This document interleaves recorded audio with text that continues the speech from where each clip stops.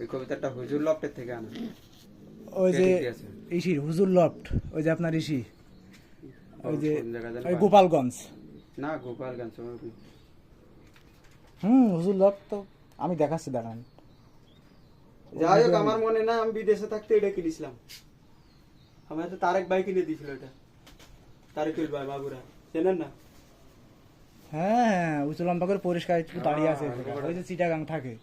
এই সব আপনার ওই যে তো আমার বাড়ি কোন সুজন লাইফ না না কি যেন লাইভই দিবেন না। রিপোর্টটাই বিরাট কড়া, শালা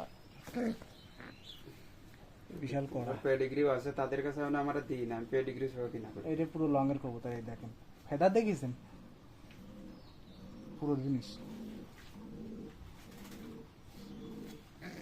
দেখেছেন, ছাড়িয়ে দিলি ওরে তো ছাড়া আছে। না, এই যে ফেদা ছাড়িয়ে দিলি দেখেছেন বাবা, বিশাল নে হইছে, শালা খুব কড়া। একটাই ধর।